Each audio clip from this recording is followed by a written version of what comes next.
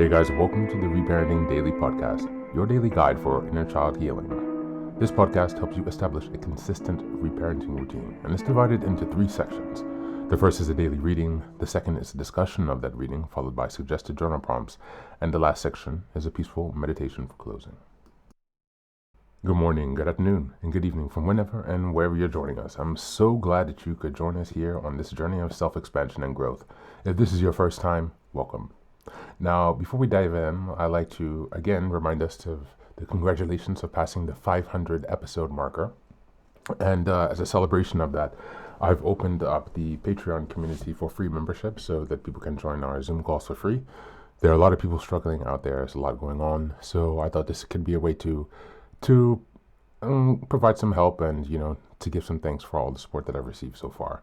You can also choose if you'd like to be a paid Patreon member, and that will help me to subsidize some of the costs and expenses that I have for this project. I'm still running this out of my own pocket, so it's about $2,000 to $5,000 a year that it costs me to produce this actually. So I'm not really making money from this. It's something that I'm doing for myself and hopefully to be able to help others. And so I'm coming from a genuine place here.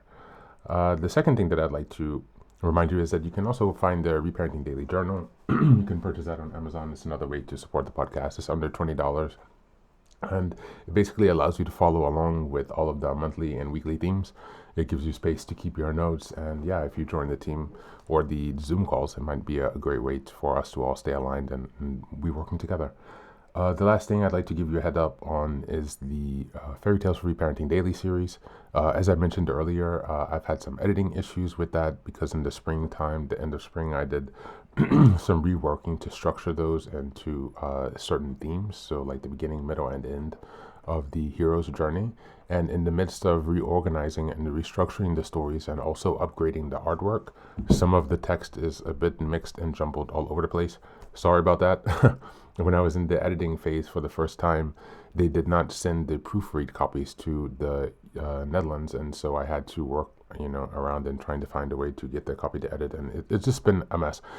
So basically, that's going to take a little bit longer. I'm going to aim to have that done by the end of the year, but I have burned my eyes, so I am very limited. Excuse me, with what I can do and time I spent on the computer. And so I would have had that done much earlier. I would have liked to have that already done, but here we are. And so in any case, once that's available, again, I'll give you a heads up, but please do hold off on purchasing the Fairy Tales for Reparenting Daily for now. Or Fairy Tales for Reparenting series, not the Fairy Tales for Reparenting Daily. That's it today. So without further ado, let's dive into today's practice.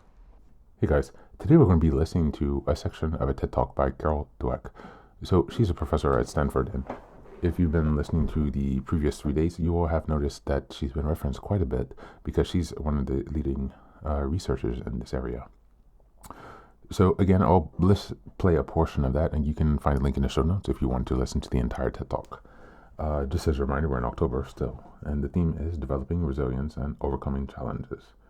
We're in week 2, October 8th until the 14th, and the theme for this week is shifting from a fixed to a growth mindset. Without further ado, here's Carol Dweck. I heard about a high school in Chicago where students had to pass a certain number of courses to graduate, and if they didn't pass a course, they got the grade "not yet." And I thought that was fantastic, because if you get a failing grade, you think, I'm nothing, I'm nowhere. But if you get the grade "not yet," you understand that you're on a learning curve. It gives you a path into the future. "Not yet" also gave me insight into a critical event early in my career, a real turning point. I wanted to see how children coped with challenge and difficulty. So I gave 10-year-olds problems that were slightly too hard for them.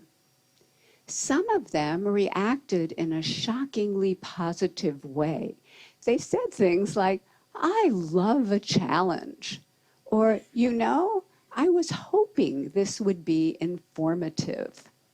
They understood that their abilities could be developed, They had what I call a growth mindset. But other students felt it was tragic, catastrophic. From their more fixed mindset perspective, their intelligence had been up for judgment, and they failed. Instead of luxuriating in the power of yet, they were gripped in the tyranny of now. So what do they do next? I'll tell you what they do next. In one study, they told us they would probably cheat the next time instead of studying more if they failed a test.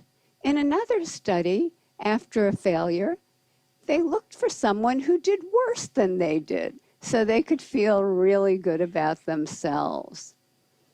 And in study after study, they have run from difficulty. Scientists measured the electrical activity from the brain as students confronted an error. On the left, you see the fixed mindset students. There's hardly any activity. They run from the error. They don't engage with it. But on the right, you have the students with the growth mindset, the idea that abilities can be developed. They engage deeply. Their brain is on fire with yet. They engage deeply. They process the error. They learn from it, and they correct it. How are we raising our children? Are we raising them for now instead of yet? Are we raising kids who are obsessed with getting A's? Are we raising kids who don't know how to dream big dreams? Their biggest goal is getting the next A or the next test score? And are they carrying this need for constant validation with them into their future lives? Maybe because employers are coming to me and saying, we have already raised a generation of young workers who can't get through the day without an award. So, what can we do? How can we build that bridge to yet? Here are some things we can do. First of all, we can praise wisely, not praising intelligence or talent. That has failed. Don't do that anymore, but praising the process that kids engage in. Their effort, their strategies, their focus, their perseverance, their improvement. This process praise creates kids who are hardy and resilient. There are other ways to reward yet.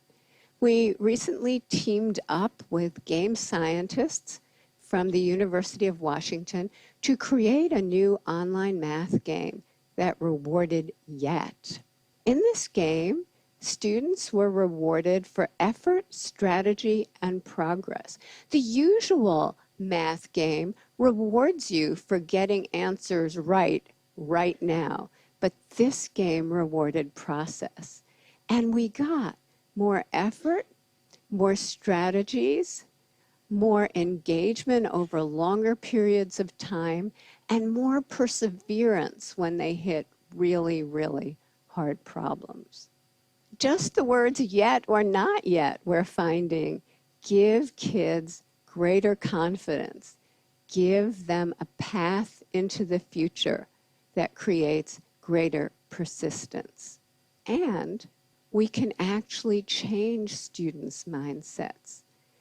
In one study, we taught them that every time they push out of their comfort zone to learn something new and difficult, the neurons in their brain can form new, stronger connections, and over time, they can get smarter. Look what happened. In this study, students who were not taught this growth mindset continued to show declining grades over this difficult school transition. But those who were taught this lesson showed a sharp rebound in their grades. We have shown this now, this kind of improvement, with thousands and thousands of kids, especially struggling students.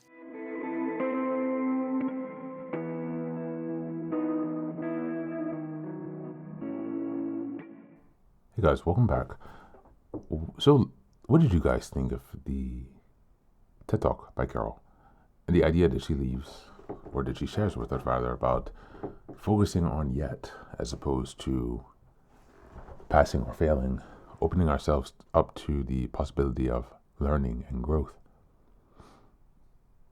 It really plays a large role in the focus for this month in developing resilience and overcoming challenges. Without the growth mindset and without the ability to remind ourselves of the yet, we will feel perpetually stuck. And as we relate this, tying back to the positive focus thinking from Brian Withers, this is how these are the mechanisms by which childhood trauma survivors, sorry, I'm tongue twisted today, often get stuck in these patterns, right? Because we are still projecting the past into the future, because we're not able to hold on to the yet, because we don't have the self-belief, or might not have the self-belief, but it can be developed, as we've read. So as we go through the journal prompts today, number one, which areas do you feel you struggle most with adopting the growth mindset, and why, as compared to the areas where you'll have more easier access to a growth mindset? Number two, are you able to calm yourself down when you have a failure or a mistake or a slip up, and to remind yourself, I'm just working on this, I'm learning this now, and I have not mastered it yet, but I will. And number three, where did you learn to judge yourself as harshly as you have been doing? What are the sources of that critical and harsh judgment? And how can you work to adopt a more open perspective that supports the growth mindset? That's it for today. As always, thanks for being here. Take care of yourself, and please do be well.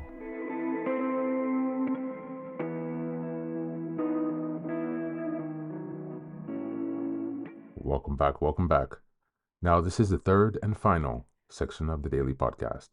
This is your silent meditation. Please go ahead and find a space where you can be comfortable and undisturbed, where you can relax and spend some time with yourself for this 10-minute silent meditation. You can choose to be sitting, standing, lying down, or in whatever position makes you comfortable today. Take a moment to simply be with yourself. Focus on your breath and gently connect with each part of your body. If thoughts arise, don't let them overwhelm you. Just observe them without attachment. Imagine them as leaves drifting down atop a river, passing by without needing your engagement. Stay present, grounded, and open to this moment, no matter what time you are listening and practicing this meditation. Namaste.